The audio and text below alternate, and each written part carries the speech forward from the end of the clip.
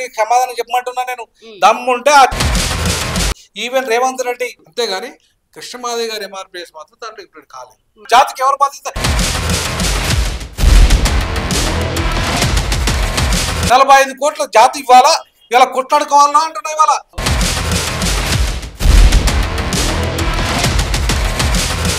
విద్యా ఉద్యోగ రంగాలతో పాటు సంక్షేమ రంగంలో కూడా మాకు వాటా ఇప్పించుంటే హాయిగా ఈ దేశంలో మా మందకృష్ణ దేవుడు అనుకోరు.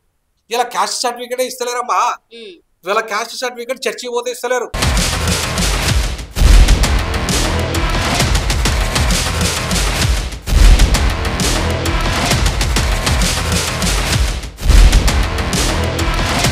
నీ బీజేపీని ఎందుకు అడుగుతలేవు? ఇది క్రైస్తవ వ్యతిరేక మేము క్రైస్తవులుగా మారే హక్కు, మా మతం మార్చుకునే హక్కు మాకు లేదా?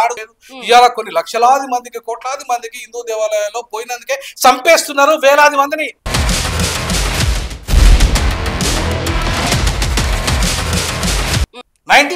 నువ్వు తీసుకో చీఫ్ సెక్రటరీలు, పెద్ద పెద్ద హోదాలో ఉన్న వాళ్ళంతా 90% క్రైస్తవులు.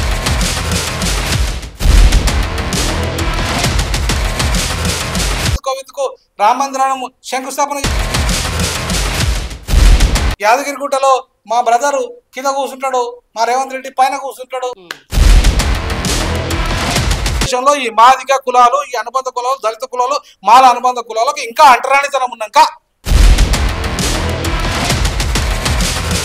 నమస్తే, వెల్కమ్ టు టుడే న్యూస్. ఇప్పుడు ప్రస్తుతం మనతో పాటు ఉస్మానియా మరియు తెలంగాణ విశ్వవిద్యాలయాల మాజీ ఫ్యాకల్టీ ఆఫ్ లా గాలి ప్రొఫెసర్ వినోద్ కుమార్ గారు మనతో ఉన్నారు.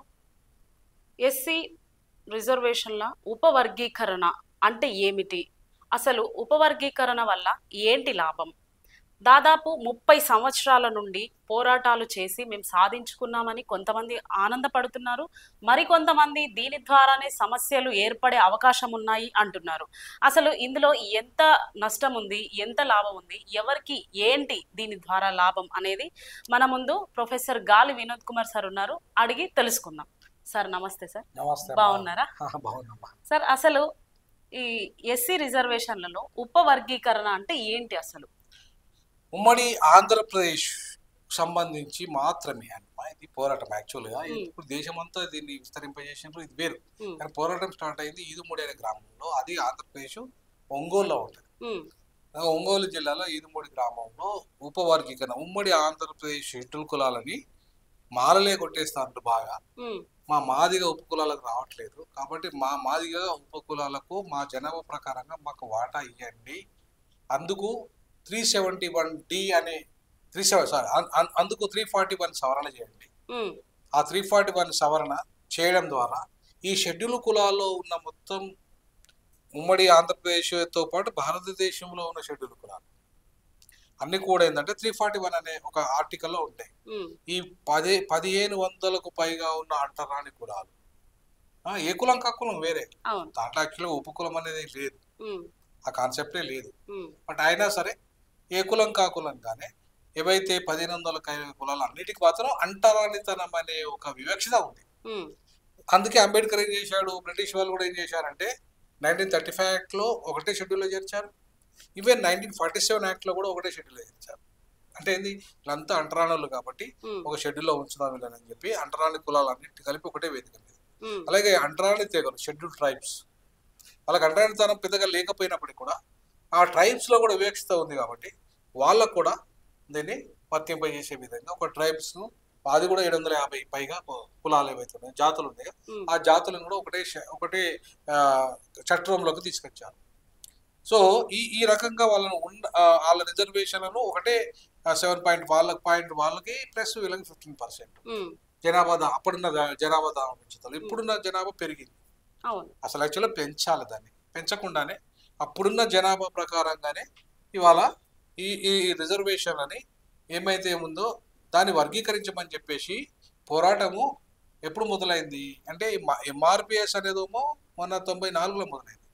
యాక్చువల్గా ఇదే అంశం మీద అంతకంటే ముందు 30 ఏళ్ళ ముందు ఇది ఆదిజాంబవ అరుంధతీయ బంధు సేవ మండలి అనేది ఒకటి మొదలై వాళ్ళే ఈ ఉద్యమాన్ని నడుపుతున్నారు. ఆ నడుపుతున్న క్రమంలో దాంట్లో కొనసాగింపులో భాగంగానే ఏబిసిడి అనే అంశాన్ని వాళ్ళు మొదలుపెట్టిన ఉద్యమాన్ని మందకృష్ణ మాదిగ డైరెక్ట్ గా ఆదిజాంబా అనకుండా మాదిగ రిజర్వేషన్ పోరాట సమితి మాదిగ అనే పేరు మీద డైరెక్ట్ గా అదే కులం పేరు మీద ఉద్యమాన్ని మొదలుపెట్టాడు. మొదలుపెట్టి సక్సెస్ అయ్యాడు బాగా. ఎందుకంటే ఇప్పటిదాకా ఆదిజాంబా అంటే ఎవరికి అర్థం కాలేదు. డైరెక్ట్ మాదిగ అనేసరికి క్లిక్ అయిపోయింది మూమెంట్ బాగా. ఏదైతే అణచివేతకు తరతరాలుగా గురైన ఈ మాదిగ ఉపకులాలు ఎవరైతే ఉన్నారో వీళ్ళంతా కూడా మందకృష్ణ మాదిగ గారి నాయకత్వంలో ఏకమై తర్వాత ఆయన ఒక్కడే కాకుండా దాదాపు 23 మంది దాని ఫౌండర్ మెంబర్స్గా ఉన్నారు. వాళ్ళందరూ కలిసి స్టార్ట్ చేసిన ఆ ఉద్యమాన్ని ఈయన ఒక్కడే హైజాక్ చేసిండు అనేది వాళ్ళ ఆరోపణ. సో అయినప్పటికీ కూడా ఆయన నాయకత్వంలో ఇవాళ మొత్తంగా ఈ దేశంలో ఉన్న మాదిగా అండ్ దేశం మొత్తానికి విస్తరించింది ఉద్యమం కాస్త. ఎందుకంటే ఉమ్మడి ఆంధ్రప్రదేశ్తో మొదలైన ఈ ఉద్యమం అని ఉత్తరాదిలో తర్వాత దక్షిణాదిలో మధ్య భారతదేశంలో ఉన్న ఈ వర్గాలు షెడ్యూల్ కులాల వర్గాలు ఏమవుతున్నారో వాళ్ళు అప్పటికే కొట్లాడుతున్నారు. ఈవెన్ పంజాబ్లో 2011లోనే కేసు వేశారు దీనికి సంబంధించి. అట్లాగే అంతకుముందు వివిధ రాష్ట్రాలలో కూడా వర్గీకరణ అనే అంశం వచ్చింది. దానికి ఆయా రాష్ట్రాలు కూడా పరిష్కారాలు ఇచ్చినాయి. చివరికి తమిళనాడు కూడా వాళ్ళు అరుంధత్యాలకు 3% పెంచారు రిజర్వేషన్. మరి ఈ ఉపవర్గీకరణ ద్వారా సామాన్య ప్రజలు కొంతమంది అనుకుంటున్నారు, కొన్ని కామెంట్స్ ద్వారా అయినా కొంతమంది నార్మల్ పర్సన్స్ అన్నదమ్ముల్లాగా ఉండే మా మధ్య వీళ్ళు గొడవలు పెట్టడానికే ఈ ఉపవర్గీకరణ చేసిండ్రు అని కొంతమంది అంటున్నారు. మరి ఇప్పుడు ఇంకా నేను పూర్తి స్థాయిలో జడ్జిమెంట్ ఏమొచ్చిందనే విషయాలు ఇంకా చెప్పలేదు నీకు. తర్వాత ఇది సెకండరీ మాట. నువ్వు అడిగే ప్రశ్న ఏంటంటే ముందు జడ్జిమెంట్ ఏంది, దాన్ని ఏమొచ్చింది, అసలు ఎంఆర్పిఎస్ ఎప్పుడు కేసు ఫైల్ చేసింది, ఈ కృష్ణమాదేవి గారికి ఆ వచ్చిన జడ్జిమెంట్కి ఏమైనా సంబంధం ఉండదా అనే అంశాలు కూడా మనం పరిశీలించాలి. ఎందుకంటే ఇవాళ మొత్తానికి మీడియా అంతా కూడా కృష్ణమాదిగ, మన తెలుగు మీడియా ముఖ్యంగా కృష్ణమాదిగ గారి వల్లనే ఇలా పంజాబ్ జడ్జిమెంట్ వచ్చింది. అందులో బీజేపీ నరేంద్ర మోడీ గారు and Amit Shah and BJP వాళ్ళంతా సహకారంతోనే ముందుకు సాగి వాళ్ళ సహకారం ఉంటేనే ఇవాళ ఎవరైతే న్యాయ వ్యవస్థ వాళ్ళ యొక్క వాళ్ళకు ప్రభావితం అయిపోయిన తర్వాత ఈ రకమైన తీర్పిచ్చిందని చెప్పేసి కృష్ణమాదేవి గారే చెప్పారు. కాబట్టి అంటే ఏంటి అర్థం, బీజేపీ అండ్ ఆర్ఎస్ఎస్ వాళ్ళు చిన్న డైరెక్షన్ లోనే న్యాయ వ్యవస్థ ఇలా తీర్పు వచ్చిందనే దాని కృష్ణమాదేవి గారి మాటలే మనకు అర్థమవుతుంది. సో కాబట్టి ఇవాళ వాళ్ళ కృతజ్ఞతలు కూడా తెలిపారు ఆయన ఓపెన్ బహిరంగంగా మీడియా ద్వారా. సో కాబట్టి ఇవాళ మనం గమనించాల్సింది ఏంటంటే పంజాబ్ కేసుకు కృష్ణమాదేవి గారికి ఏం సంబంధం లేదు. ఒకటి, కృష్ణమాదేవి గారు వేసిన కేసు 2022లో ఎంఆర్పిఎస్ ద్వారా ఇంప్లీడ్ అయ్యాడు. పంజాబ్ కేసు పంజాబ్ ప్రభుత్వం వేసిన కేసు అది. పంజాబ్ లో కూడా వాళ్ళు ఎక్కువ దళితులు ఎక్కువ మంది ఉన్నారు కాబట్టి 25% ఎక్కడైతే రిజర్వేషన్ అక్కడ అమలు అవుతున్నాయో మనకన్నా 15% కానీ వాళ్ళకి 25% అమలు అవుతుంది. అంత పెద్ద జనాభా అక్కడ. సో దాంట్లో ఏంటంటే ఈ ఉపకులాలు కాకపోయినా మిగతా కులాలు ఏదైతే ఉన్నాయో చమారేతర కులాలు వాళ్ళ లబ్ధి పడతలేవు కాబట్టి ఆ కులాలు కూడా లబ్ధి పడాలని చెప్పేసి వాళ్ళు కొట్లాట అక్కడ కూడా స్టార్ట్ అయింది. కాబట్టి వాళ్ళు ఏం చేశారంటే వాళ్ళు ఫస్ట్ ఏబి అని 2 వర్గాలు చేస్తే కాదు ఏబిసిగా చేయమని చెప్పేసి వాళ్ళు అక్కడ కొట్లాట స్టార్ట్ చేశారు. 3 వర్గాలుగా విభజించండి, ఎందుకంటే మేజర్ కులాలు 3 ఉన్నాయి అక్కడ. సో ఆ 3 కులాలకు వాళ్ళ జనం ప్రకారం ఏమని చెప్పేసి అంటే హైకోర్టు అక్కడ కొట్టేసింది. ఆ హైకోర్టు కొట్టేస్తే దాన్ని సుప్రీంకోర్టుకు వచ్చింది. ఆ సుప్రీంకోర్టును కూడా ఇవాళ పంజాబ్ ప్రభుత్వమే ఇవాళ దగ్గరుండి చేస్తున్నది. సో కాబట్టి ఏదైనా ఈ జడ్జిమెంట్ రావడానికి ప్రధాన కారణం ఎవరు అంటే పంజాబ్ ప్రభుత్వం. సో దాంట్లో ఇంప్లీడ్ అయింది ఎవరు అంటే మిగతా వాళ్ళు, అంటే ఇప్పుడు ఎంఆర్పిఎస్ నేతలు అయితే వీళ్ళ వర్గం కాదు, కృష్ణమాదిగ వర్గం కాకుండా కేఎస్ బాబు వర్గం వాళ్ళు దాంట్లో ఇంప్లీడ్ అయ్యారు. తర్వాత ఆ విశాఖపట్నం నుండి ఒక అడ్వకేట్ గారు ఇంప్లీడ్ అయ్యారు. మన దగ్గరికి వెళ్ళి ఆదిజాంబా అరుంధోదయ ఫెడరేషన్ వాళ్ళు ఇంప్లీడ్ అయ్యారు. అంతేగాని కృష్ణమాదిగ గారి ఎంఆర్పిఎస్ మాత్రం దాంట్లో ఇంప్లీడ్ కాలేదు. వారు ఇంప్లీడ్ అయింది 2022లో సపరేట్ గా ఆయన ఒక కేసు వేశారు. దాంట్లో ఒక 13 రాష్ట్రాలను ప్లస్ కేంద్ర ప్రభుత్వాన్ని ఆయన పార్టీగా చేశాడు. సో ఆ కేసు ఇంకా పెండింగ్ లో ఉంది, కానీ జడ్జిమెంట్ రాలేదు. అంటే అర్థమైంది ఈ పంజాబ్ కేసుకు కృష్ణమాదిగ గారికి ఏం సంబంధం లేదు. కానీ కృష్ణమాదిగ గారు ఏం క్లెయిమ్ చేస్తున్నారు, నా పోరాటం వల్లనే ప్లస్ అండ్ బీజేపీ సహకారంతోనే ఇది అయిందని చెప్పేసి. ఆయన ఆమ్ ఆద్మీ పార్టీ గురించి ఏం చెప్తలేడు. పంజాబ్ లో ఎవరున్నారు ప్రభుత్వం, ఆమ్ ఆద్మీ పార్టీ. కానీ ఈ క్రెడిట్ ఏమైనా ఇస్తే పార్టీల పరంగా వేయాలనుకుంటే ఎవరికి చేయాలి మనం, పంజాబ్ లో ఉన్న ఆమ్ ఆద్మీ పార్టీకి ఇవ్వాలి, అవునా కదా? కానీ అట్లా కాకుండా ఇవాళ బీజేపీ వల్లనే అయింది. అంటే న్యాయ వ్యవస్థ బీజేపీ వాళ్ళ మాటలే ఉన్నది, కేంద్రంలో వాళ్ళ అధికారం ఉన్నది కాబట్టి అని చెప్పేసి కృష్ణమాదిగ గారి వల్ల మనకు అర్థమవుతుంది. సో నేనేమంటున్నానంటే ఇవాళ నీకు ఏం సంబంధం లేని కేసు అది, నువ్వు వేయలేదు ఒకటి. రెండవది ఆ తీర్పు కూడా అది మీరు కోరుకున్నట్టు. కృష్ణమాదేవి గారు ఏం చెప్పారు మనకు 30 ఏళ్ళుగా పార్లమెంటులో ఇది బిల్లు పెట్టాలని, అవునా కదా? ఏబిసిడి వర్గీకరణకు పార్లమెంట్లో 341 అనే అధికారం ఏదైతే ఉందో వీళ్ళందరినీ ఉమ్మడిగా ఉంచుతున్నది కాబట్టి వీళ్ళని విభజించాలి. ఏ గ్రూప్ లో కొంతమంది, బి గ్రూప్ లో కొంతమంది, అంటే రెల్లి అండ్ కులాలు కొంతమంది, మాదిగా అండ్ అలర్ట్ కాస్ట్ కొంతమంది, అలాగే మాలా అలర్ట్ కాస్ట్ కొంతమంది, అలాగే డి గ్రూప్ లో కొంతమంది. ఈ 4 గ్రూపుల మొత్తం 59 కులాలను విభజించింది రామచంద్రరావు కమిషన్ రిపోర్ట్ ప్రకారంగా. చంద్రబాబు నాయుడు దాని 2000 సంవత్సరంలో ఆయనకు అధికారం లేకపోయినప్పుడు కూడా ఆయన ఏం చేశాడు, ఈ వర్గీకరణ చేశాడు. ఇది కేంద్ర ప్రభుత్వమే చేయాలని చెప్పేసి ఈవి చిన్నయ్య ఆ చట్టం తీసుకొచ్చిన దాన్ని ఛాలెంజ్ చేశాడు.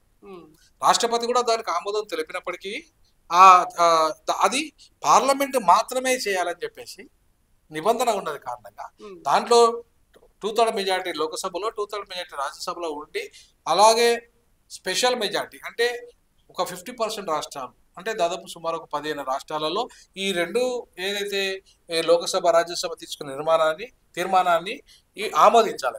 ఈ 15 రాష్ట్రాలలో అసెంబ్లీ తీర్మానం చేసి ఆమోదించాలి. ఇది పెద్ద ప్రాసెస్. ఈ ప్రాసెస్ ఎక్కడ కూడా జరిగే అవకాశం లేదు. నేను మొదటి నుండి చెప్తున్నా, ఇది కాదు, ఇది సాధ్యం కాదు. ఈ 341 అనేది అసాధ్యము. 400 సీట్లు బీజేపీకి వచ్చినా సరే ఇది సాధ్యం కాదు అని నేను 2001 నుండి చెప్పుకుంటూ వస్తున్నా. మరి ఇది ఎట్లా సాధ్యమవుతుంది అని మీరు అడగస్తున్నారు. నేనేమన్నానంటే ఇది ఉమ్మడి ఆంధ్రప్రదేశ్ సమస్య, ఇది దేశ సమస్య కాదు. యాక్చువల్గా ఇది దేశ సమస్య కాదు. ఏ రాష్ట్రానికి ఆ రాష్ట్రంగా వాళ్ళు పరిష్కరించుకుంటాను. దేశ సమస్య ఎట్లయితుంది? పరిష్కారం కాకపోతే దేశ సమస్య. ఆల్రెడీ పరిష్కరించుకుంటాను. సో పరిష్కరించుకుంటాను. లేదంటే ఒకవేళ నిజంగా ఇది దేశ సమస్యగా దీన్ని మార్చాలన్నప్పుడు నువ్వేం చేయాలి? పార్లమెంట్ లో చట్టం తెచ్చి పర్మనెంట్ గా ఏబిసిడిగా చేయాలి. దేశంలో కేంద్ర ప్రభుత్వంలో ఉద్యోగాలలో ఇవి ఏబిసిడి వర్గీకరణ జరగాలి. అట్లాగే రాష్ట్ర ప్రభుత్వ ఉద్యోగాలలో కూడా దేశం మొత్తంలో జరగాలి. జరగాలంటే ఏం జరగాలి? పార్లమెంట్ లో చట్టం కావాలి, 341 సవరించాలి. అది చేయకుండా ఏం చేసింది సుప్రీంకోర్టు? ఇవాళ 341 సవరణ చేయకుండానే రాష్ట్ర ప్రభుత్వాలు చేసుకోవచ్చు ఏబిసిడి అని చెప్పింది. ఓకే సరే, అక్కడి వరకు చెప్తే పరిమితం అయితే పర్వాలేదు. కానీ మళ్ళీ సుప్రీంకోర్టు ఏం చెప్పింది? ఇంకొక కండిషన్ ఏంటంటే దానికి ఇప్పటి వరకు లబ్ధి పొందిన వాళ్ళు ఎవరు అనే ఒక సైంటిఫిక్ డాటా తీసుకోండి. ఆ డాటా ఆధారంగా దాంట్లో ఎవరైతే ఇప్పటిదాకా లబ్ధి పొందిన వాళ్ళందరికీ రిజర్వేషన్లను వాళ్ళను రద్దు చేయండి, వాళ్ళకి ఎక్స్క్లూడ్ చేయండి, వాళ్ళను దూరం పెట్టండి. ఎవరికైతే లాభం జరగలేదో వాళ్ళను ఇవాళ దీంట్లో ఏబిసిడి చేయండి. ఒకవేళ వీళ్ళు కనుక ఇట్లా చేయకపోతే, మీరు రాష్ట్ర ప్రభుత్వం చేయకపోతే మీరు సుప్రీంకోర్టుకు రండి. ఎవరికైతే సైంటిఫిక్గా చేయకుండా అట్లాగే లబ్ధి పొందిన వాళ్ళకే దూరం పెట్టకుండా చట్టం చేస్తే నా దగ్గర రండి, నేను మళ్ళీ విచారణ చేపడతామని అది.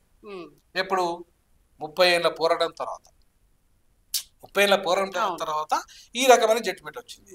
సో ఈ రకమైన జడ్జిమెంట్ వల్ల ఫస్ట్ ఫెయిల్ అయింది ఏంటిదంటే 341 సవరణ అనేది కృష్ణన్న 30 ఏళ్ళుగా చెప్తున్నాడు, మనకి చేపియలే. దానివల్ల కేంద్రంలో కూడా మనకు రావాల్సినది రాలే, ఉద్యోగాలు రాలే. కేంద్రంలో కదా హైయెస్ట్ ఉద్యోగాలు ఉండేది, 25 లక్షల ఉద్యోగాలు ఉండేది కేంద్రంలో. దాదాపు 25 లక్షల నుండి 30 లక్షల మంది ఉద్యోగస్తులు ఉంటారు, ప్రభుత్వ ఉద్యోగులు. అంతకంటే ఎక్కువ కూడా గతంలో ఉన్నారు. ఇది రాష్ట్రాలలో ఏముంటది, 1 లక్ష 2 లక్షలు. అయితే ఇప్పుడు సార్ 341 సవరణ చెయ్యకుండా ఈ ఉపవర్గీకరణ చేసి లాభం లేదంటారు? పెద్దగా లేదు. అయితే ఏంటంటే అదే దానికే వస్తున్నారు. ఇవాళ ఈ రాష్ట్రాలలో చేసుకోమని చెప్పిండు. అయితే ఇప్పుడు కేంద్రం వారు ఉద్యోగాలు ఏబిసిడి రాకుండా మనకి ఏమాట వస్తుంది పెద్దగా? సరే రాష్ట్రం అనుకుందాం. రాష్ట్రంలో ఇప్పుడు ఫర్ ఎగ్జాంపుల్ ఒక ఎగ్జాంపుల్ తెలంగాణ తీసుకుందాం. తెలంగాణలో గత ప్రభుత్వం కేవలం 38,000 ఉద్యోగాలు నింపింది, అది అయిపోయింది. ఇప్పుడు ఈ ప్రభుత్వం ఏం చేసింది? 2 లక్షల ఉద్యోగాలు నింపుతామని జాబ్ క్యాలెండర్ ప్రకటించింది, అసెంబ్లీలో కూడా ఆమోదించింది, అవునాక? ఇప్పుడు ఆ 2 లక్షల ఉద్యోగాలు 1,000 నింపితే, వాళ్ళు 1,000 మొత్తం నింపితే దాంట్లో మనకు వచ్చే వాటా ఎంత? 30,000. ఎందుకంటే 15% అంటే అంతే కదా, 1,15,000, 1,15,000, 30,000 ఉద్యోగాలు. ఆ 30,000 ఉద్యోగాలలో ఎస్సీ ఉపకులాలకు వచ్చే 60% జనాభా. అంటే మనకు 17 నుండి 18,000 ఉద్యోగాలు మనకు వస్తాయి, అవునా? 30,000 మిగతా మాల ఉపకులాలకు వెళ్ళిపోతాయి. అంటే వర్గీకరణ జరిగినా జరగకపోయినా మనం 12% ఉన్నాం కాబట్టి మాదిగలకు తెలంగాణలో అట్లీస్ట్ 10 నుండి 12,000 ఆల్రెడీ వస్తాయి ఉద్యోగాలు. జరిగినా జరగకపోయినా. అవును.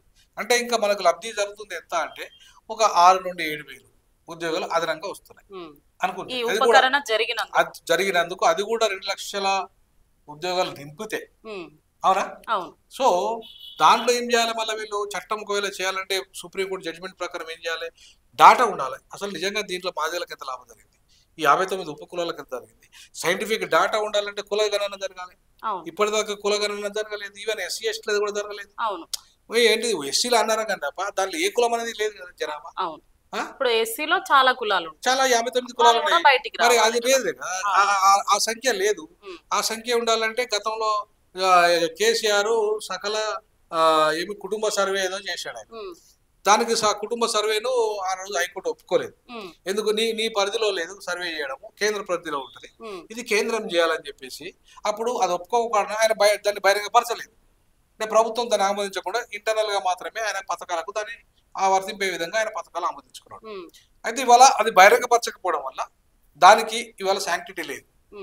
ఇవాళ ఒకవేళ దాన్ని మీరు బహిరంగపరిచి, ఎవరు ఈ రాష్ట్ర ప్రభుత్వం తెలంగాణ ప్రభుత్వం దాన్ని బహిరంగపరిచి దానికి ఒక కమిషన్ ఇచ్చి ఇది కరెక్టే ఉందని చెప్పేసి ఆమోదం తీసుకొని చేయాలి.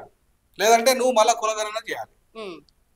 కులగణన చేసి అంటే ఉపకులాలు కాకపోయినా ఇప్పుడు మళ్ళీ కులగణన చెయ్యాలి అంటే కేంద్రం నుండే జరగాలి. అది జరగాలి. యాక్చువల్ గా చట్ట ప్రకారంగా కేంద్రం చేసే అధికారమే ఉంది కులగణన, రాష్ట్రాలకు కులగణన చేసే అధికారం లేదు. అది కూడా ఏంది, కులగణన చేసిన తర్వాత చేయాలంటే ఇప్పుడు టైం పడుతుంది అవునా. మళ్ళీ ఇప్పుడు చేయాలి, మొత్తం 59 ఉపకులాలు చేయాలి. దాంట్లో ఆర్థికంగా డెవలప్ అయిన వాళ్ళు ఎంత, డెవలప్ కాని వాళ్ళు ఎంత, ఉద్యోగులు ఎంత, లేని లెక్క కావాలి. దాంట్లో అయిన తర్వాత బాగుపడ్డ కుటుంబాలు ఏమన్నా దాన్ని తీసేయాలి. ఇదంతా చేయడానికి దాదాపుగా మళ్ళీ ఒక 6 నెలలైనా మినిమం అయినా పడుతుంది అవునా.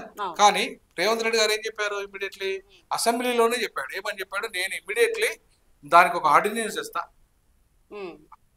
జడ్జిమెంట్ ఇట్లా వచ్చింది, ఆయన ఇట్లా అసెంబ్లీ నడుస్తుంది, ఆయన ఆర్డినెన్స్ చేస్తా, ఇప్పుడున్న గ్రూప్ 1 ఉద్యోగాలలో కూడా నేను వర్గీకరణ చేసి అమలు చేస్తాను ఆయన. అంటే ఎస్సీ ఉపవర్గీకరణ చేస్తాను అంటే ఆ సుప్రీంకోర్టు జడ్జిమెంట్ రాగానే అది వచ్చిన వెంటనే ఆయన ఇచ్చిన స్పందన, భారతదేశంలో నేనే మొట్టమొదటిసారిగా అమలు చేస్తాను. మరి ఈ డాటా ఏం లేకుండా ఆయన చేస్తాను. అవును. అసలు ఎవరు ఎంతమంది ఉన్నారు, ఎవరు డెవలప్ అయ్యారు, ఎవరికి ఉద్యోగాలు వచ్చినాయి రాంది, ఇవన్నీ తెలుసుకుందే ఆయన మాట చేసేసి ఇచ్చిన తర్వాత ఇప్పుడు ఆయన దాన్ని ఆర్డినెన్స్ తేవాలంటే సుప్రీంకోర్టు చెప్పింది డాటా ఉండాలి. అవును. ఆ డాటా కూడా అందరికి న్యాయపరంగా ఉండాలి. తర్వాత దాంట్లో ఎవరైతే లబ్ధి పొందినో వాళ్ళని ఎక్స్క్లూడ్ చేయాలి. ప్లస్ అది రాష్ట్రానికి అయితే సంబంధం లేదు, మళ్ళా చేసేది కులగణ చేసేది రాష్ట్రానికి అధికారం లేదు. లేకపోయినా ఈయన చేయాలంటే మళ్ళీ ఇప్పుడు అది ఎవరు ఆమోదించాలి, కేంద్రం ఆమోదిస్తేనే ఈయన ఇచ్చిన మాట నిలబెట్టుకోవాలి. అంతే కదా, నిలబెడతాడు. కేంద్రం దాని గురించి పట్టింపే లేకుండా, కేంద్రం నా బాధ్యత లేకుండా, ఈయన కృష్ణమాదే గారేమో బీజేపీ వాళ్ళనే సాధ్యమైందని వారే అన్నారు. మరి వారే పార్లమెంట్ లో చట్టం తెస్తానని చెప్పింది బీజేపీ 100 రోజుల వర్గీకరణ చేస్తానది వాళ్ళే. ఇప్పుడు ఇది కంటిన్యూషన్ రావాలి. ఇది ఒక 30 ఏళ్ల క్రితము 30 ఏళ్ల క్రితమే మేము బీజేపీ ప్రామిస్ చేసింది. ఏమని, మేము పార్లమెంట్ లో చట్టం చేస్తామని. మీరు పార్లమెంట్ లో చట్టం చేయలేదు ఒకటి. రెండవది, ఇక్కడ స్టాటిస్టిక్స్ చేసే అధికారం రాష్ట్ర ప్రభుత్వానికి కులాల వారీగా లేదు. ఒకవేళ కులాల వారికి చేసిన దాన్ని వర్గీకరించే అధికారం వీళ్ళకి లేదు. ఇప్పుడు సుప్రీంకోర్టు జడ్జిమెంట్ వల్ల ఉపవర్గీకరించుకోవచ్చు అన్నదాన్ని మళ్ళీ ఒకవేళ ఎవరికి ఆల్రెడీ మాలమానాడు మళ్ళీ 7 బెంచ్లలో 6 అనుకూలంగా ఉన్నారు, ఒకరు దాన్ని వ్యతిరేకించారు. కాబట్టి మేము 9 మంది జడ్జిల కోసం మేము బెంచ్కి రిఫర్ చేయమని చెప్పేసి పోతామని చెప్పేసి వాళ్ళు ఆల్రెడీ ప్రకటన చేశారు. వీళ్ళు పోతారు, 9 మందిల రిఫరెన్స్ కోసం మళ్ళీ కేసు పెండింగ్ లో ఉంటది. అప్పుడు ఏమైతుంది, వీళ్ళు ఒకసారి సుప్రీంకోర్టులో కేసు పెండింగ్ ఉండగా అమలు చేయడానికి వీలు కాదు.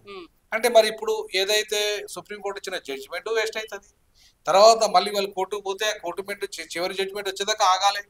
ఈ లోపు మరి ఆయన ప్రామిస్ చేశాడు రేవంత్ రెడ్డి, అట్లా దేశవ్యాప్తంగా ఉన్న వాళ్ళు మ్యాండేటరీగా దీన్ని అమలు చేయమని చెప్పేసి లేదు. మీ ఇష్టం, ఒక రాష్ట్ర ప్రభుత్వం మీ ఇష్టం, చేయొచ్చు చేయకపోవచ్చు. అంటే వర్గీకరణ చట్టం తేవచ్చు తేకపోవచ్చు, తెమ్మని చెప్పి ఆదేశించలేదు సుప్రీంకోర్టు. ఏమన్నది, చేసుకోవచ్చు, చేయండి అని ఖచ్చితంగా చెప్పలేదు, చేసుకోవచ్చు, మీకు అధికారం ఉంది అంటే మీ ఇష్టం అన్నట్టు చాయిస్ మీద.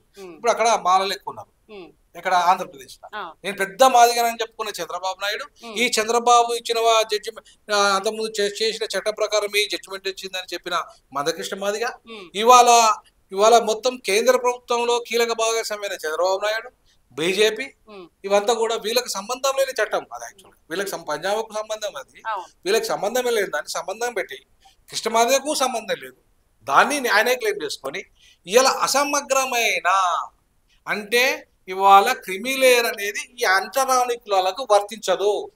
ఇది నేను చెప్పిన మాట కాదు, సుప్రీంకోర్టు అనేక సందర్భాలలో చెప్పిన మాట, ఇంక్లూడింగ్ ఈవెన్ అంటరాని కులాలకు సంబంధించి నేషనల్ ఎస్సీ కమిషన్ కానీ ఈవెన్ నేషనల్ బీసీ కమిషన్స్ కానీ ఇవాళ ఏ కమిషన్స్ అయితే వేశారో మైనార్టీల విషయంలో ఆ కమిషన్స్ కానీ అంటరాని కులాలకు క్రిమిలేయర్ వర్తించదని చెప్పింది.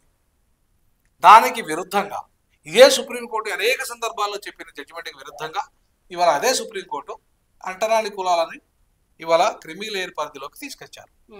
తీసుకురావడం వల్ల ఈ జాప్యం ఈ సైన్స్ అంటే డాటా ఉండాలి, క్రిమిలేయర్ని తీసేసిన తర్వాత చట్టం రూపొందించాలి, ఆ చట్టం బేస్ సైంటిఫిక్గా ఉండాలి.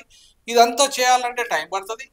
ఆ టైం పడితే మళ్ళీ అది కూడా మళ్ళీ ఒకవేళ ఎవరికైనా అన్యాయం జరిగిందని పోతే సుప్రీంకోర్టు పోతారు వాళ్ళు, మళ్ళీ వాళ్ళే స్టే ఇస్తా అని చెప్పింది దాని మీద. ఎవరు? సుప్రీంకోర్టే చెప్పింది, మామూలు సంప్రదించమని చెప్పింది. కాబట్టి అంటే ఏ రకంగా చూసినా ఇది ఇంప్లిమెంటేషన్ అయ్యే పరిస్థితులు కనపడతలేవు. ఈవెన్ రేవంత్ రెడ్డి చెప్పినా సరే ఏ పరిస్థితి లేదు. మరొక వైపు మాల మహానాడు వాళ్ళు ఆల్రెడీ మేము దానిలో ఆ 9 మంది బెంచీలకు వెళ్ళిపోతామని చెప్పేసి వాళ్ళు ఆల్రెడీ ప్రకటించారు. దీనివల్ల నువ్వు కేంద్రం చట్టం చేస్తే ఎవరు నోరు తెరవరు, ఎవరు మాల మహానాడు తెరవరు, ఇంకా మాదిదండలో ఇంకో వర్గం తెలియదు, ఏ ఉపకులం కూడా తెలియదు. కేంద్రం చట్టం ఎందుకు చేయలేదు అనేది నాకు కీలకమైన ప్రశ్న. నువ్వు 30 ఏళ్ళుగా కేంద్రం చట్టం చేస్తే కేంద్ర ఉద్యోగాల లాభం జరిగేది. అట్లాగే అన్ని రాష్ట్రాలు కేంద్ర చట్టాన్ని అమలు చేయమని చెప్పి కేంద్రం నిర్ణయం చేస్తుంది. అన్ని రాష్ట్రాలు ఆ చట్టాన్ని అమలు చేయాలి, ఎందుకంటే కేంద్రం సుప్రీం, రాష్ట్రాలు సుప్రీం కాదు. కాబట్టి కేంద్ర చట్టము ఆ రాష్ట్రాలలో ఉద్యోగాలు వస్తాయి, ప్లస్ కేంద్రంలో ఉద్యోగాలు వస్తాయి. ఇది రాకుండా తప్పించుకోవడానికి కేంద్రము ఏం చేసింది? రాష్ట్రాలన్నీ నెట్టేసింది. అది కూడా సరిగా నెట్టేసిందా సుప్రీంకోర్టు ద్వారా అంటే మళ్ళీ దాంట్లో ఎస్టీలకు సంబంధం లేదు ఈ కేసులో పంజాబ్ కేసులో ఎస్టీలకు ఏం సంబంధం లేకపోయినా ఎస్టీలను ఎందుకు ఇంక్లూడ్ చేసి ఇలా జడ్జిమెంట్ ఇచ్చినాం? ఆ ఎస్టీలో కూడా లంబడలు ఇవ్వాలా, మొత్తం మేము సుప్రీంకోర్టు పోదామంటున్నాం. మేము ఇవ్వలేసినాం, మాకేం సంబంధం, మమ్మల్ని ఎందుకు వర్గీకరించారు? అదే సార్, అందుకనే ఇందులో లాభమా నష్టమా అనేది ప్రజలకు కూడా అర్థమైతలేదు. నేను అదే అంటున్నా, దీనివల్ల 30 ఏళ్ళు కొండను దావి ఎలకన పట్టినట్టు అంటారు కదా సామెత, అవునా? అవును, అదే సామెత ఇలా వర్తిస్తుంది. మొత్తం 30 ఏళ్ళు కొండను దావిన చరిత్రని ఎలకన పట్టిన జడ్జిమెంట్ వచ్చింది మనకు. అట్లాగే ఇప్పుడు మనకు ఇంకొక సామెత కూడా ఉంటుంది. ఒక పెద్ద కూజల మంచి తేనె ఇంకేదో మంచి ఇచ్చి ఒక కొంగ ఏమో ఆ కూజ తాగడానికి కొంగకు అవకాశం ఉంటుంది, కానీ మిగతా వేరే పక్షులకు అవకాశం ఉండదు కదా. కొంగ మూతి పెద్దగా ఉంటది, తినేస్తుంది. అట్లనే ఇవాళ ఇలా జడ్జిమెంట్ క్రిమిలేయర్ అనే దాన్ని పెట్టడం వల్ల ఏమైతుంది? ఈ ఎక్స్క్లూడ్ చేసిన వాళ్ళు ఎవరైతే ఉన్నారో ఈ వర్గాలు కొంత అర్హులుగా ఉండే ఏది ఉద్యోగాలలో బ్యాక్లాగ్ ఇప్పటిదాకా బ్యాక్లాగ్ పోస్టులు భారతదేశంలో ఉన్నాయి, చాలా ఉన్నాయి. నేను ఒక ఎస్సీ సైన్ డైరెక్టర్ గా చెప్తున్నా, 32,000 బ్యాక్లాగ్ పోస్టులు ఉస్మానియాలో ఉంటే వాటన్నిటి కన్వర్ట్ చేసిండ్రు, జనరల్ గా మార్చిండ్రు, అరువులు లేరని. మొత్తం భారతదేశంలో కొన్ని లక్షలాది ఉద్యోగాలు అరువులు లేరని మార్చేసిండ్రు.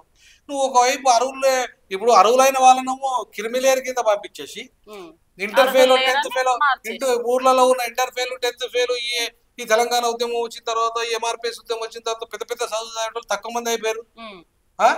వాళ్ళు కాంపిటీషన్ లో పోయే వాళ్ళు లేకుండా అయిపోయారు. సో ఈ మరి ఒకవైపు అరువులు లేని వాళ్ళు ఉంటారు, మరొకవైపు అరువులు అయిన వాళ్ళు దూరం అవుతారు, అంటే ఎలిజిబిలిటీ కాదు, ఎందుకంటే వాళ్ళు క్రిమిలేయర్ కింద వచ్చేస్తారు. మరి ఆ ఉద్యోగాలు ఎవరు తినాలి? ఆ కొంగ లాంటి వాడు తినాలి. అంటే మళ్ళీ క్రిమిలేయర్ వారు అంటే ఎవడో ఒకరు కొంతమందికే మళ్ళీ లబ్ధి చేకూర్చే పరిస్థితి అక్కడ కనపడుతుంది. మరి దానివల్ల లాభం నష్టమా? ఇప్పుడు సుప్రీంకోర్టు జడ్జిమెంట్ ఎట్టియాల్సి ఉంటుంది, కొంతమందికి లాభం అవుతుంది, కొంతమందికి మళ్ళీ నష్టమే జరుగుతుంది, చాలా మందికి నష్టము. ఇప్పుడు బ్యాక్లాగ్ అంటే అరువులైన క్రిమిలేయర్ అక్కడ ఉండట్లేదు, అరువులు లేని వాళ్ళు పాపం పేదలుగా ఉన్న వాళ్ళకు చదువు లేదు, వాళ్ళకి సరిగా అర్హత లేదు, వాళ్ళు సరిగా కోచింగ్ లో ఉండరు. ఎవరైనా ప్రైవేట్ స్కూల్లో చదివిన వాళ్ళు ఉంటే వాళ్ళు దొంగ సర్టిఫికెట్లు పెట్టుకొని ఆర్థికంగా మేము 2 లక్షలకే పరిమితమైన వాళ్ళని పెట్టుకొని, లేదంటే ఎస్సీ ఎస్టీలు ఈ తెలంగాణ ఆంధ్రప్రదేశ్లో కలిసి 1,50,000 దొంగ సర్టిఫికెట్లు పెట్టుకున్నారని హైకోర్టు చెప్పింది. 1,50,000 మంది దొంగ సర్టిఫికెట్ పెట్టి ఉద్యోగాలు పొందారు ఉమ్మడి ఆంధ్రప్రదేశ్ తెలంగాణలో. మరి అట్లాంటి వాళ్ళకి ఏమైనా లబ్ధి? కష్టపడి చదివిన వాళ్ళు, కష్టపడి చదివిన వాళ్ళకు నిజమైన ఎస్సీలకు రాదు, నిజమైన ఎస్టీలకు రాదు, ఈ దొంగలకు వచ్చే అవకాశం ఉంటది. మరి ఇట్లాంటి జడ్జిమెంట్ వల్ల ఏం ఉపయోగం ఉంటది అంటున్నాను. 30 ఏళ్ళు నువ్వు ఇవాళ అధికారానికి దూరమైన. మరి ఇప్పుడు మందకృష్ణ మాదిగా మీడియా ముందుకు వచ్చి బహిరంగంగా ఈ 30 ఏండ్ల నుండి దాదాపు మేము పోరాటం చేస్తూనే ఉన్నాము, కానీ మాకు న్యాయం జరగలేదు.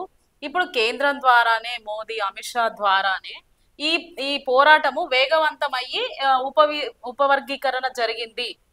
దాని ద్వారానే ఈ రోజు ఎస్సీ ఎస్టీలు సంబరాలు జరుపుకుంటున్నారు, నేను ఆనందంగా ఉన్నాను అని మీడియా సమావేశంలో చెప్పడం జరిగింది. అడుగుతున్నా డైరెక్ట్ గా మీ మీడియా టుడే న్యూస్ మీడియా సందర్భంగా డైరెక్ట్ అన్నా నువ్వు మాకు ఇచ్చిన హామీ ఏంది? పార్లమెంట్ లో చట్టం చేస్తానన్నావు, ఎందుకు తెలియదు?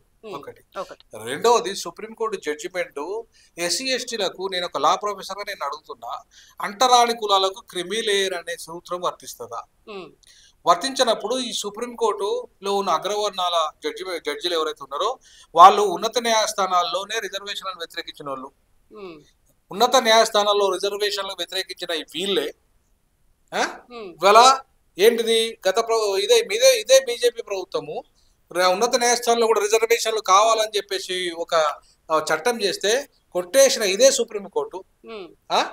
అంటే మన వర్గాలు, కింది వర్గాలు సుప్రీంకోర్టులో కనీసం ఎంట్రీ కాకుండా చేస్తున్న ఈ వర్గాలే. ఏదో దళితులు ఒక అతను అక్కడ గవాయి లాంటి వాళ్ళు, అది కూడా ఏంటంటే ఆయన ఒక క్రిమిలేయర్ వర్గం నుండి వచ్చిండు, ఆయన వాళ్ళ ఫాదరు ఒక మాజీ ఎంపీ గవర్నరు, అంటే అట్లాంటి డబ్బులున్న ఫ్యామిలీ నుండి వచ్చిన ఆయన సుప్రీంకోర్టులో ఇవాళ ఉండి, ఇది డబ్బులున్న వాళ్ళను అంటే అంత ఇంతో కొంత చదువుకొని ఎదిగిన కుటుంబాలను వద్దంటే మరి పేదలకి అర్హులైన వాళ్ళు లేకపోతే మరి ఆ ఉద్యోగాలు ఎట్లా నింపాలో కూడా చెప్పాలి కదా. అందులో మరి కేంద్ర ప్రభుత్వ ఉద్యోగాలలో ఎందుకు తీసుకురాలేదు ఇవి? కృష్ణన్న మీదే సుప్రీంకోర్టు మొత్తం కేంద్ర ప్రభుత్వ ఉద్యోగాలలో కూడా ఇవ్వాలని చెప్పి ఎందుకు వెళ్ళలేదు జడ్జిమెంట్ల? రాష్ట్రాలు మాత్రమే, అంటే రాష్ట్రాలు అంటే ఓన్లీ రాష్ట్ర పరిధిలోనే ఉంటాయి కదా, వాళ్ళ ఉద్యోగాలకే వాళ్ళకి హక్కు ఉంటది కదా, కేంద్రం చేసే అధికారం ఉంటది కదా. నువ్వు అదే పార్లమెంట్ లో చట్టం చేస్తే కేంద్రం ప్లస్ రాష్ట్రాలకు కూడా అర్హత ఉంటది. 25 లక్షలు 30 లక్షల ఉద్యోగాలు వాళ్ళ దగ్గర ఉంటే, కేంద్రం దగ్గర ఉంటే, ఈ రాష్ట్రాల దగ్గర 30,000 50,000 ఇట్లా చిల్లర 1,00,000 2 లక్షలు ఉంటే వీళ్ళని మాత్రమే దానికి సరి అయిన విధానం లేకుండా క్రిమిలేయర్ పెట్టాలని, సైంటిఫిక్ డేటా ఇవ్వాలని ఒక సుప్రీంకోర్టు ఒక అర్థపర్థం లేని జడ్జిమెంట్ ఇస్తే అది గొప్ప జడ్జిమెంట్ అని. ఆ జడ్జిమెంట్ నీకు సంబంధం లేదు, ఆ జడ్జిమెంట్ కు బీజేపీకి సంబంధం లేదు, అది బీజేపీ ఇచ్చిందని, నీ వల్లనే వచ్చిందని ఈ తప్పుడు వివరాలన్నీ కూడా మీడియా ద్వారా అందరు చెప్పితే ప్రజలు వాస్తవాలు నమ్మకుండా మాలాంటి చదువుకున్న వాళ్ళు కూడా గుడ్డోలా, ఏం గుడ్డోలా? మరి అట్లాంటి మరి నీకు నిజంగానే బీజేపీ ఇస్తే పార్లమెంట్ లో చట్టం ఎందుకు చేయలేదు? బీజేపీ చేస్తే సుప్రీంకోర్టు దగ్గరికి ఎందుకు చేయాలి? నువ్వు దమ్ముంటే బీజేపీ ద్వారా చెప్పి అంటున్నా నేను. ఇవాళ బీజేపీ పార్లమెంట్ లో చట్టం చేయాలి, ఇది నా డిమాండ్. ఎందుకంటే నేను కృష్ణాను గల్లీ నుండి ఢిల్లీ దాకా గత 20-30 సంవత్సరాలుగా సపోర్ట్ చేశాను. కేవలం పార్లమెంట్ లో చట్టం వస్తుందనే ఒక నమ్మకంతోనే చేశాను నేను. మరి ఇవాళ పార్లమెంట్ లో చట్టం చేయకుండా దొంగతనంగా ఇవాళ RSS డైరెక్షన్ లో వచ్చిన ఈ జడ్జిమెంట్, బీజేపీ డైరెక్షన్ లో వచ్చిన ఈ జడ్జిమెంట్, అది మా దళితుల అస్తిత్వాన్ని, మా ఐక్యతని దెబ్బతీయడానికి గత 30 ఏళ్ళుగా ప్రయత్నం చేసి మేము అధికారం రాకుండా మాకు ఇలా బడ్జెట్ లో వాటా లేదు. తెలంగాణ ప్రభుత్వం, గత ప్రభుత్వము 2 లక్షల కోట్ల బడ్జెట్, దళితుల బడ్జెట్ ఇవాళ అమలు చేయకపోతే కృష్ణన్న ఒక మాట మాట్లాడాడు. అట్లాగే పరిశ్రమల్లో మాకు వాటా లేదు, అట్లాగే మాకు సంపదలో వాటా లేదు, ప్రైవేట్ రంగంలో అసలే వాటా లేదు, మాకు సినిమా ఇండస్ట్రీలో వాటా లేదు, రియల్ ఎస్టేట్ రంగంలో వాటా లేదు, మాకు ఏ రంగంలో వాటా లేదు. ఒక 5-6 వేల ఉద్యోగాలు, ఒకవేళ ఈ 2 లక్షల ఉద్యోగాలు వస్తే దాంట్లో 5-6 వేల ఉద్యోగాల కోసము 30 ఏళ్ళు మా 3 తరాలుగా మేము చేస్తే ఏదో పెద్ద గొప్ప విప్లవం వచ్చినట్టుగా, గొప్ప న్యాయం జరిగినట్టుగా, ఇక మళ్ళా అది కూడా ఈ కండిషన్స్ అప్లై అని సుప్రీంకోర్టు జడ్జిమెంట్ కండిషన్స్ అప్లై అన్నది కదా. ఏది డాటా కావాలన్నది, క్రిమి లేయర్ కావాలన్నది, మరి ఈ కండిషన్స్ అప్లై. దాని వల్ల మేము ఎట్లా సంబరాలు చేసుకోవాలి అన్న మాలాంటి ఒక లా ప్రొఫెసర్, ఒక డీన్ నేను 20 ఏళ్ళుగా భారత రాజ్యాంగాన్ని చట్టాలను బోధిస్తున్నా నేను ఎట్లా సంబరాలు చేసుకోమని నా మాదిగ జాతికి చెప్పాలి, నా మాది ఒప్పుకున్న జాతిలో చెప్పాలి. నేను తప్పు చేసినట్టు కాదో చెప్తే అవును ఈ చిన్న దాన్ని పట్టుకొని ఇదేదో చెప్పినట్టుగా ఇదేదో మొత్తం సర్వసం మన జీవితాలను మార్చేసినట్టుగా ఈ కలరింగ్ ఇవ్వడం వల్ల ఇప్పటిదాకా 30 ఏళ్ళుగా మోసం జరుగుతున్న మాదిగ జాతి, అన్ని రంగాల్లో నష్టం జరుగుతున్న మాదిగ జాతికి ఎవరు బాధ్యత వహించాలంటున్నా? మాదిగ ఉపకులాలకు దళిత జాతికి ఎవరు బాధ్యత? అటు మాల మహానాడు కానీ ఇటు మాదిగ దండలో కానీ మీరంతా బాధ్యులు కాదా ఈ దేశంలో అంటున్నా? 45 కోట్ల జాతి ఇవ్వాలా, ఇలా కొట్లాడుకోవాలా అంటున్నా? ఇలా అధికారానికి దూరమై, సంపదకు దూరమై, ఇలా అన్ని రంగాల్లో వాటాకు దూరమై మాదిగలు ఈ రిజర్వేషన్ల వర్గీకరణ మీద ఇది ఏమాత్రం పెద్దగా ఉపయోగపడని చిన్న కొంతమంది దళిత నాయకులు కూడా అంటున్నారు సార్. అయితే బీజేపీ వాళ్ళు కావాలని దళిత నాయకుల మధ్య, దళిత కులాల మధ్య గొడవలు పెట్టడానికే ఇది తీసుకొచ్చిండ్రు అని అంటున్నారు. 100% ఇదే కరెక్ట్ అని నేను కూడా భావిస్తున్నాను. ఎందుకు అంటున్నానంటే ఈ మాట, నిజంగానే చంద్రబాబు నాయుడు చిత్తశుద్ధి ఉంటే చంద్రబాబు నాయుడు 341 వాళ్ళకు సుప్రీం కోర్టు కొట్టేసిన తర్వాత 2004లో అప్పుడు కేంద్రంలో ఉన్న ప్రభుత్వం బీజేపీ, అవునా? అప్పుడు ఆయన ఎన్డీఏ చైర్మన్. అప్పుడు నేనే రాష్ట్రపతి కేఆర్ నారాయణ పెట్టింది కూడా నేనే అన్నాడు. ఆయనే, మనం చెప్పిన డైలాగ్ కాదు. అంటే రాష్ట్రపతి ఆయన చెప్పినట్టు వ్యక్తి, ప్రధానమంత్రి వాజ్పేయి బీజేపీ. మరి ఇదే పార్లమెంట్ లో ఎందుకు చట్టం చేయలేదు మీరు? అవునా? ఇవాళ మొత్తం భారతదేశంలో అన్ని పార్టీలు వర్గీకరణకు అనుకూలమే ఎక్సెప్ట్ బీఎస్పీ తప్ప. బీఎస్పీ ఒక్క సీట్ లేదు పార్లమెంట్ లో. మరి ఇవాళ కాంగ్రెస్ అనుకూలమేనే, అన్ని పార్టీలు నీకు వర్గీకరణకు అనుకూలమేనే, నువ్వు పార్లమెంట్ లో చట్టం ఇంతేలే. పార్లమెంట్ చట్టంలో తెచ్చి ఉంటే న్యాయం నేను అంటున్నా. నువ్వు పార్లమెంట్ లో చట్టం వేసి ఉంటే ఈ 30 ఏళ్ళ పోరాట ఫలితాలు బాగా మాకు వచ్చేటివి. ఎట్లా వచ్చేటివి అంటున్నానంటే, దీంట్లోనే విద్యా ఉద్యోగ రంగంతో పాటు సంక్షేమ రంగంలో కూడా మాకు వాటా ఇప్పించుంటే హాయిగా ఈ దేశంలో మా మందకృష్ణ దేవుడు అనుకోడు పార్లమెంట్ లో వచ్చుంటే. అరే ఇవాళ నువ్వు పార్లమెంట్ లో చట్టమే తెలియదు, నువ్వు పనికిరాని జడ్జిమెంట్ ఇది, తూతు మాత్రమైన జడ్జిమెంట్, తుమ్మితే ఉడిపోయే జడ్జిమెంట్ ఇది, దీనికి ఒక శాంక్టిటీ లేదు. అట్లాంటి జడ్జిమెంట్ కనీసం రాష్ట్రాలు చెయ్యాలని చెప్పలేదు, చేసుకోవచ్చు అని చెప్పింది. రాష్ట్రాలలో మళ్ళీ కండిషన్ అప్లై అని చెప్పింది. తుమ్మితే ఊడిపోయే ముక్కు లాంటి జడ్జిమెంట్ ఓ బ్రహ్మాండం జరిగిపోయింది. మొత్తం మహాత్ముడు మందకృష్ణన్న, అంబేద్కర్ తర్వాత మరో అంబేద్కర్ అని నేను ఎట్లా పొగడాలమ్మా? నేను ఎట్లా నా జాతికి చెప్పాలి? ఇంత దుర్మార్గమైన అన్యాయం జరుగుతూ ఉంటే మాట్లాడేది మందకృష్ణ కావచ్చు, మన మహానాడు కావచ్చు, దళిత సంఘాలు కావచ్చు.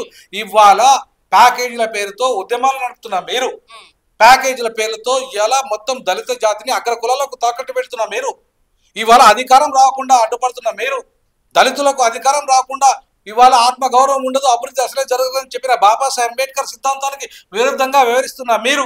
కనీసం చివరికి పార్లమెంట్ లో చట్టం తెప్పియలేదు కదా.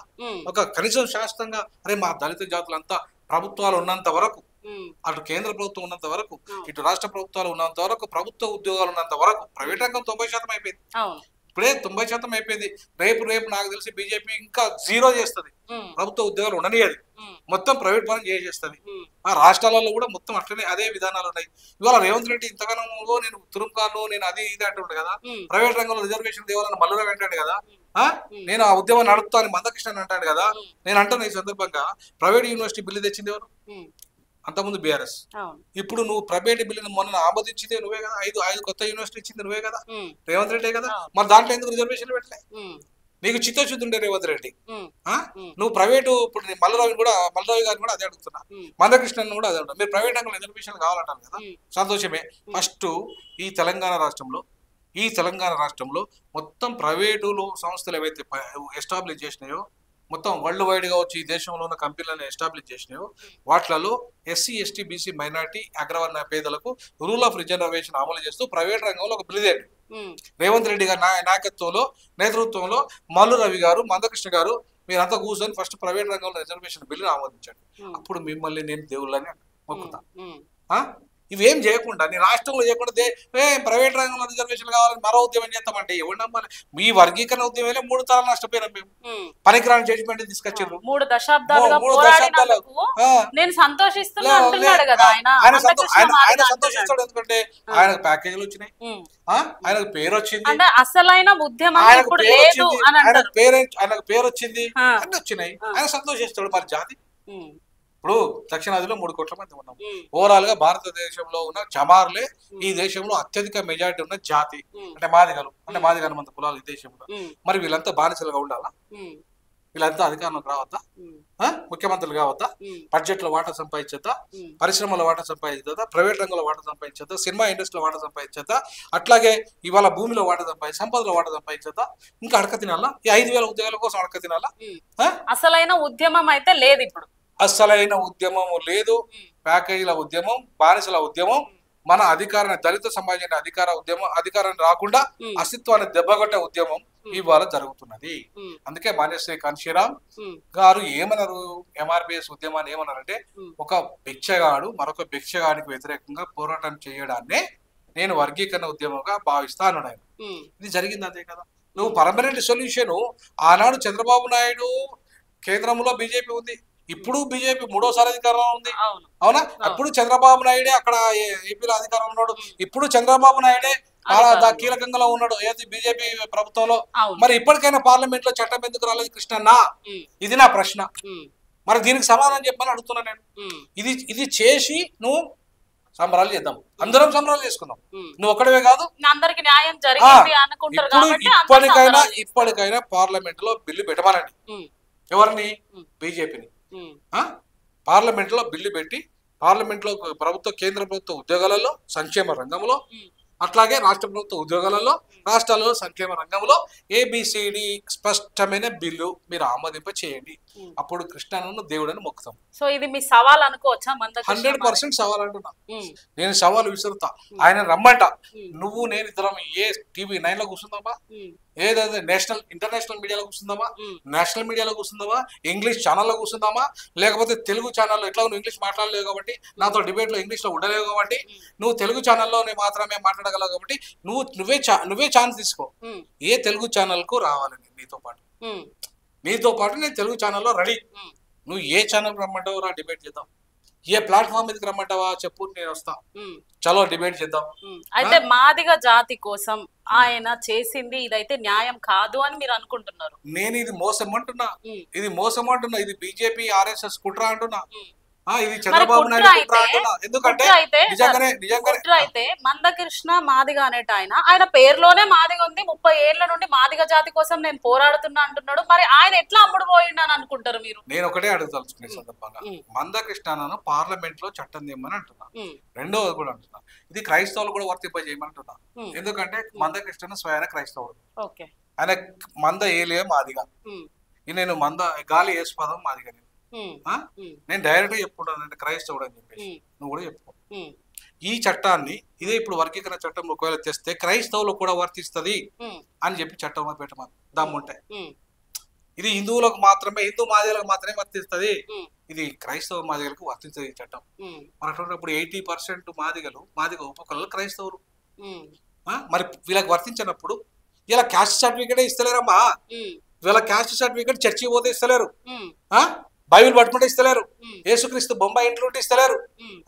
నీకు నీ ఇంట్లో పూజా గది ఉందా, నీకు రామాలయం ఉందా, నువ్వు అది ఉందా ఇది అని అడుగుతున్నారు. అంటే క్రిస్టియన్స్ అనే కారణంగా అంటున్నారు. నేను అంటున్నా, నువ్వు కూడా క్రిస్టియన్వే కదా, మందకృష్ణ మాదిగా.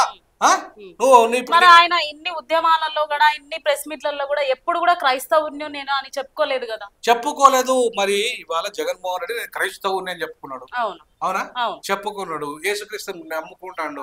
ఆయన ముఖ్యమంత్రి పదవిలో ఉన్నాడు. ఇలా క్రైస్తవుని అని చెప్పుకుంటున్నారు చాలా మంది అగ్రకులాలు.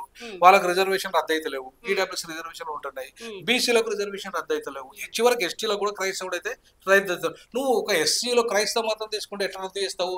నీ బీజేపీ ఎట్లా రద్దు చేస్తుంది? దాన్ని నువ్వు ఎందుకు ఛాలెంజ్ చేస్తలేవు? నీ బీజేపీని ఎందుకు అడుగుతలేవు? ఇది క్రైస్తవ వ్యతిరేక, మేము క్రైస్తవులుగా మారే హక్కు, మా మతం మార్చుకునే హక్కు మాకు లేదా అడుగుతున్నా నేను. దమ్ముంటే దీనికి సమాధానం చెప్పమంటున్నా నేను. దమ్ముంటే ఆ చట్టంలో ఇప్పుడు ఈవెన్ రేవంత్ రెడ్డి తెచ్చే చట్టంలో కూడా ఇది క్రైస్తవులకు కూడా వర్తిస్తుంది అని చెప్పి పెట్టమని దమ్ముంటే నా ఛాలెంజ్ విసురుతున్నా నేను. ఇవాళ నువ్వు ఒక్కసారి మతం మారితే నీకు ఈ రిజర్వేషన్ వర్తించవని భారత రాజ్యాంగంలో ఉన్నప్పుడు దాన్ని నువ్వు ఎందుకు సవాల్ చేస్తలేమంటున్నా. అరే ఒక ట్రైబల్ కు వాడి మతం మారితే రిజర్వేషన్ వర్తిస్తున్నాయి, ఒక బీసీ క్రైస్తవ మతం మారితే రిజర్వేషన్ వర్తిస్తున్నాయి, చివరికి ఓసీలు క్రైస్తవ మతం తీసుకుంటే వాళ్ళ ఈడబ్ల్యూఎస్ రిజర్వేషన్ వాళ్ళకి వర్తిస్తున్నాయి, ఒక దళితులు క్రైస్తవ మతం తీసుకుంటే వాళ్ళ రిజర్వేషన్ ఎట్లా రద్దు అవుతాయి?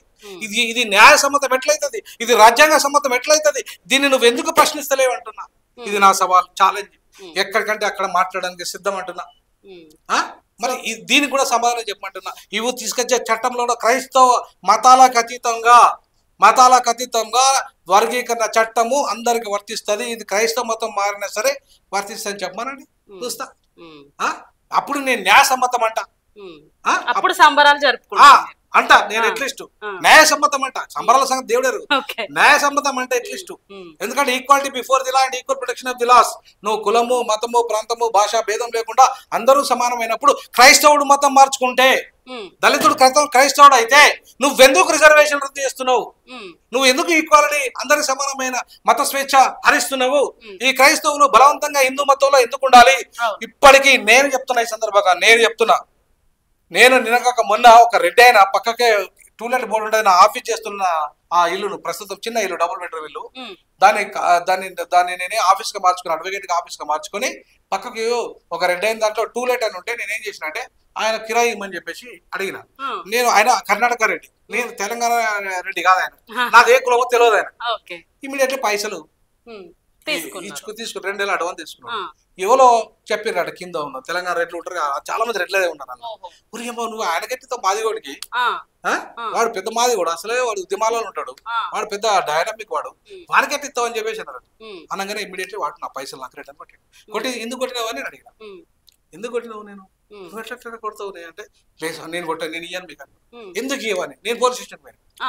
ఎందుకంటే నువ్వు నా కులం తెలిసింది కాబట్టి నువ్వు నాకు అట్లాంటి టూలెట్ బోర్డు కూడా పెట్టాలి. నేను రెడ్డిస్ కి ఇస్తా, లేకపోతే ఇంకా వాళ్ళకి ఇస్తా, వీళ్ళకి అగ్రవర్గ కులాలకు మాత్రమే పెట్టు. పెడితే నేను అప్పుడు అసలు నీ దగ్గరకే వచ్చింది కాదు, నువ్వు అది పెట్టలేదు. నేను పోయిన పోలీస్ స్టేషన్ పోతే పోలీసు వాళ్ళ దగ్గర ఏమంటాడు ఆయన, సార్ మీరు నన్ను ఉరిశిక్ష చేసినా సరే నేను ఈయనకు మాత్రం ఎందుకు నా భయాన్ని అడిగాను, కారణం చెప్పండి, నేను ఇయ్యాను అంతే, నువ్వు ఏమైనా చేయరు. అంటే కుల వివక్షత అనేది ఇంకా ఈ దేశంలో రాష్ట్రపతి గర్భగుడిలో కూడా ఆస్కారం లేదు. యాదాద్రి గుడిలో రేవంత్ రెడ్డి పైన కూర్చుంటే మా ఉప ముఖ్యమంత్రి కింద కూర్చుంటాడు. ఇవాళ బీహార్ ముఖ్యమంత్రి గాంధీ ఎస్సీ ఉన్నప్పుడు ఆయనకు పూరి జగన్నాథ్ టెంపుల్ ఎంట్రీ లేదు.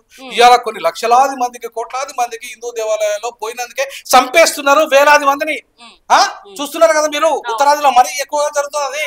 మరి ఇట్లాంటి వివక్షత ఉండదు కాబట్టి క్రైస్తవ మతంలోకి మేము పోయినాం. మా తప్పు ఎట్లయితుంది? ఆది హిందువులైనా మేము క్రైస్తవ మతంలోకి పోయిన తప్పు ఏమంది? బ్రాహ్మణుది, హైందవ మతాన్ని పాటించినది, వర్ణ వ్యవస్థ పాటించినది, కుల వ్యవస్థ పాటించినది తప్పు. వాడి శిక్ష మాకెందుకు ఎత్తాడు? మాకు రిజర్వేషన్ రద్దు చేస్తాడు. అది ఎట్లా న్యాయసమ్మతం అవుతుంది? దాన్ని నువ్వెందుకు ప్రశ్నించవంటున్నా నేను కృష్ణమాది గారు. నువ్వెందుకు నీ బీజేపీ సుప్రీంకోర్టులో డైరెక్ట్ గా అఫిడవిట్ ఇచ్చింది, మతం మారిన దళితులకు మేము రిజర్వేషన్ ఇవ్వమని చెప్పేసింది. మరి దాన్ని నువ్వు ఎట్లా సపోర్ట్ చేస్తావు? ఎట్లా చేస్తావు అంటున్నా? ఏ బేస్ మీద చేస్తావు అంటున్నా? ఎట్లా న్యాయసమ్మతం అయింది అంటున్నా? మరి నువ్వు క్రైస్తవుడు అయింది, ఇలా క్రైస్తవ వ్యతిరేకమైన బీజేపీ మన ధర్మము క్రైస్తవులను దళితులను అంధకారంలో నెట్టేస్తున్న బీజేపీకి నువ్వు ఎట్లా సపోర్ట్ చేస్తావు? మేము ఎట్లా సంబరాలు చేసుకోవాలి? ఆ చట్టం క్రైస్తవులకు వర్తించకపోతే అంటే దళితుల్లో క్రిస్టియన్స్ ఎక్కువ ఉన్నారంట. అవును, 100% ఉన్నారమ్మా. ఎందుకు ఉన్నారు అంటున్నాను అంటే మీరు ఒక్కసారి వాళ్ళు ఇలా ప్రభుత్వ లెక్కలలో వాళ్ళు హిందువులే. ఎందుకంటే ఇప్పుడు నేను నా పేరు యేసుపాదం, యాక్చువల్లీ మా తల్లిదండ్రులు పెట్టిన పేరు, కానీ వినోద్ కుమార్ అనే పేరు ఉంటది. నా మతం ఏముంటది అందులో? నా మతము హిందూ మతం అని ఉంటది. యాక్చువల్గా నేను క్రిస్టియన్, అవునా కదా?